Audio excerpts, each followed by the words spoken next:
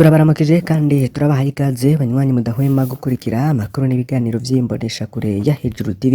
Murabimenyereye ko tubagezako inkuru ziba zivugwa mu bisata bitandukanye harimwo politike, agatekakazina muntu, intwari ibereye, umutekano, bivugwa hirya n'ino mu kibano, mu butungane, mu zindi ngingo zirabana n'imigenderanire y'Uburundi n'abakungu, bivugwa ku mbuga ngurukana bumenyi n'ibimenyesha makuru byavuye mu masoko yacu dufise hirya n'ino, hamwe n'ayandi makuru menshi tubaronkera dufashijwe n'amasoko yacu dufise hirya n'ino mu bice bitandukanye no mu ndongozi z'Uburundi.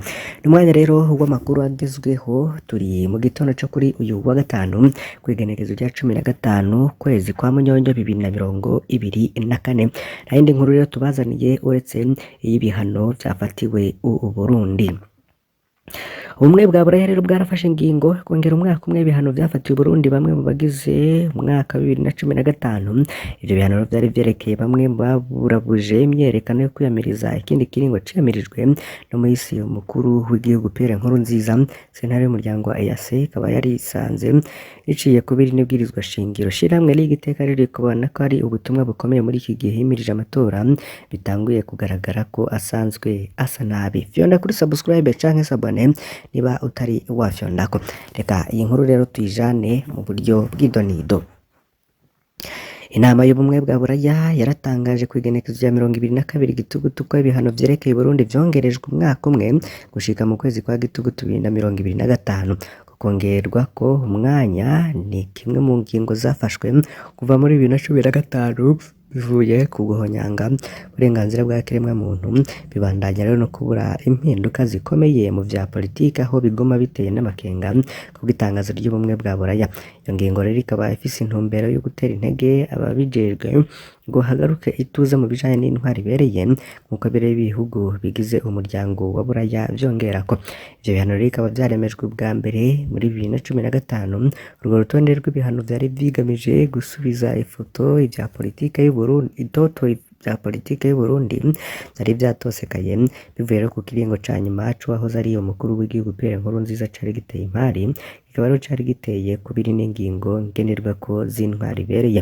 Kuva ico gihe rero ubumwe bwa Buraya bwabandanije kwiyamiriza ihonyangwa rikomeye y'agatekakazina muntu, gutotezwa kw'abatavuga rumwe n'ubutegetsi no kubona intwari ibereye idatera imbere mu gihugu.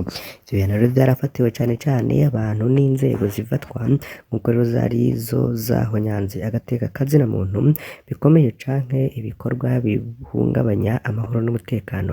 Ivyo bihano rero bikaba birimwo guhagarika amatungo no kubuza ingendo mu bihugu bigize ubumwe bw'Uburayi. Kugarige iteka ishiramwe rya kera riharanira agatekakazina muntu mu Burundi, ivyo bihano birimwo ubutumwa no kugabisha. Anshere niko yageze n'umukuru waryo asisangura ati ni ubutumwa bukomeye ko ubumwe bwa Buraya bubandanya gukurikiranira hafi biriko birakorwa mu Burundi mu kubandanya igikorwa c'ubumenyesha makuru adasanzwe w'ishirahamwe ry'ibihugu vy'ubumwe bwa Buraya ku bijanye n'u Burundi. Yibutsa ko ivyo bihugu nyene vy'ubumwe bwa Buraya arivyo vyari bifashe ingingo yo gusaba uwo mutegetsi wo mu Burkina Faso leta yongerwa kiringo kugira ngo akurikirane hafi ihonyangwa ry'agatekakazina muntu vyimonogoje cane muri Burundi. Ivyo bihano bikaba vyarongeye mu gihe himirije n'amatora y'abashinga amateka muri 2025. Ni kandi rero n'ikimenyetso gikomeye imbere y'amatora mu Burundi kuko iki gihe cane kirangwa n'ihonyangwa ry'agatekakazina muntu rikomeye, kandi sinizera ko ikiringo cimirije kizoba ciza ndavye ibimenyetso bibiri kandi biri ku rubuga rwa politike. Niko niyo gize rero abandanya uwo ishiramwe ryiwe ryama rikurwa ko amakuru na departement ya Leta Zunze Ubumwe za Amerika. Arashika aho yizigira ati ikibabaje nuko ibihano bikomeye bishobora no kuzofatwa mu gihe Leta y'u Burundi tokwisubirako. Ivyo bihano rero ni nk'imburi, niko avuga. Ubutumwa bw'ubumwe bwa Buraya burasanzwe muragabe turabona ibiriko biraba mu Burundi. Ivyo bihano biraba umuntu umwe ni Joseph Mathias Niyonzima batazira Kazungu, umukozi w'igendereza ry'igihugu SNL. Amatungo yiwe yarafashwe kandi abanyagihugu bo mu bumwe bwa Buraya n'amashirahamwe barabujijwe kumuha amahera. Kazungu rero arabujijwe gukora ingendo, ivyo rero bikaba bimubuza kwinjira canke guca mu bihugu vy'ubumwe bwa Buraya. Joseph Mathias Niyonzima yari yashizwe mu bihano kuva muri 2015 yari yarashizwe rero mu bihano ari kumwe n'abandi bantu batatu bo mu ntwaro y'u Burundi.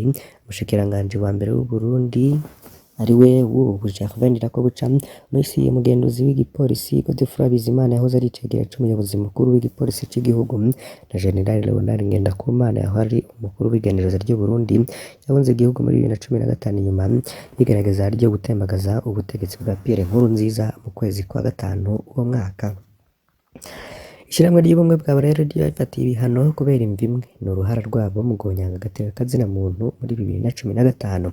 Ibihano vyakuweho kuri abo bose ubwo ari bitatu mu kwezi kwa Gitugutu 2022. Ishirahamwe ry'igiteka rikabona ko ibihano mpuzamakungu biriko birakora buhoro buhoro atanduru bitera mu Burundi. Ashire niko yagize akabiyongera agira ati Burundi buracari n'ubwoba naho butahindutse cane. Ikimenyamenya akabasigura ko imbere y'inama canke ibiganiro by'abafashe igihugu hama hariho ikimenyetso ku ruhande rwa leta co kurekura nk'abanyamakuru canke abaranira agateka kazina muntu bafunzwe ataco bazira kugira ngo yerekane neza ko ifise ugushaka kwiza. Ese ninde atwara arongoye igihugu? Muri iyo nkuru birimwo muri ntwarane 2015 ishirahamwe ry'ubumwe bwawe ryari ryaramaze gusubiramwo ko rishigikiye umuti mu vya politiki ushimikiye ku biganiro, rishimika ku vyo bikenewe kubahiriza amasezerano ya Arusha y'amahoro no gusubiza hamwe yasinywe mu mwaka 2000. Amasezerano yo kubw'ubumwe bwa Buraya nirwo rufunguruzo rukomeye rwo kugarukana ituze mu gihugu. Inzira rero yo gusohoka mu ngorane yibagiwe ntihabwa agaciro cane nk'uko bivugwa n'ishirahamwe ry'iteka. Igihugu rero ngo caraboshwe n'abantu batitaye neza ya bose, ntituzi uwutwara nimba ari umukuru w'igihugu arongoye igihugu canke atari we, ariko ikizwi nuko abamukikije bariko bamushirako uburemere bwabo bwose kugira ngo bagome babosha Burundi. Igihugu rero kikaba gikeneye ubufasha mu iterambere kandi kimenyamenya nuko ubutunzi bugeze ahatemba ko bivugwa n'uwo ataruha mu guharanira agateka kazina muntu. Ashare niko yavuze rero akaba yibutsa ko u Rwanda rwamaze guha leta y'u Burundi urutonde rw'amajana n'amajana y'abanyagihugu b'abarundi bagize uruhara mu ihonyabwoko ryakorewe abatutsi mu 1994 mu Rwanda. Niko yagize agira ati abo nibo bantu bafise ubutegetsi uyu munsi w'u Burundi, nibo rero bakikuje umukuru w'igihugu. Umurwi rero w'abakoze ihonyabwoko ufise ububasha bwose uranakomeye cane niko bivugana. Niko yagize bamwe rero bakaba baraciye muri FDLR. Akabandanya agira ati mu gihe hojaho intwaro ishimikiye ku mategeko bo canke abo bakoze ihonyabwoko barashobora guhagarika umutima. Ingingo nziza rero ngo ntishobora kwigira iva kuri abo bantu kandi nta yandi mahitamwo bafise atari kuguma bugaranira mu Burundi gusa kubw'umukuru w'ishirahamwe ry'igiteka kunagura imibano n'ubutunzi nta handi kuzoca atari gusubira kunga imigenderanire hagati y'u Burundi n'abawufasha mu iterambere bwaryo hamwe no kubaha agateka kazina muntu. Igitega ho haravugwa inkuru y'ikiziga catowe. Ni ikiziga ca Gloriose Ruranditse w'imyaka 57 caratowe rero kuwa kabiri mu muferege. Ivyo rero bikaba vyarabereye ku mutumba Muremera muri komine Giheta mu ntara ya Gitega hagati mu Burundi. Ububakanye rero ni nawe wa mbere yikekwe yahagaritswe n'igipolisi ubwo babibonye aho nyene ico kiziga cari kirambariye mu kidengeri c'amaraso. Amakuru rero akaba yemezwa n'igipolisi. Uburyo uwo mukenyezi rero yapfuyemwo ntiburamenyekana kuko igipolisi uwo bubakanye n'uwo muhisi rero yarahagaritswe akaba afungiye mu gasho k'igipolisi ku mugwa mukuru wa komine.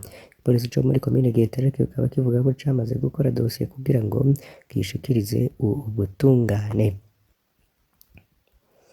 Nayo rero mu yandi makuru avugwa mu bice bitandukanye mu kinyamakuru SOS Media Burundi bavuga ko ituri abagera ku 175 barakorewe ubugizi bwa nabi bufatiye ku gitsina mu kwezi kumwe.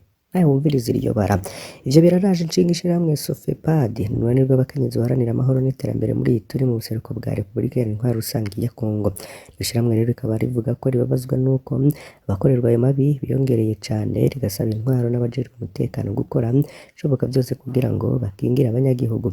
Ivyo biharuro rero bikaba biva muri byo Sofepad harura ku munsi umuhuzabikorwa w'iryo shirahamwe rero muri ako karere akagabisha ko ivyo bintu biteye ubwoba. Nariene rero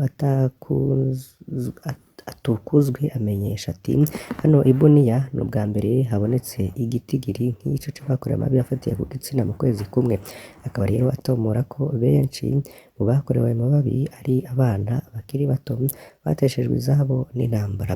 Akavuga ati ikiduhagaritse umutima cane cane nuko benshi mu bakorerwa ayo mabi ari abana bakiri bato bafise imyaka iri munsi ya 18 barasama inda canke bakanduzwa n'indwara zandukira mu bihimba vy'igitsina. Birababaje, abakorera ayo mabi nk'uko iryo shirahamwe ribivuga ni bamwe mu bakora mu bwo bugizi bwa nabi n'abandi bateshejwe izabo hamwe n'abatazwi bari mu mirwi y'abagwanyi canke abandi bavuye mu nzego z'umutekano.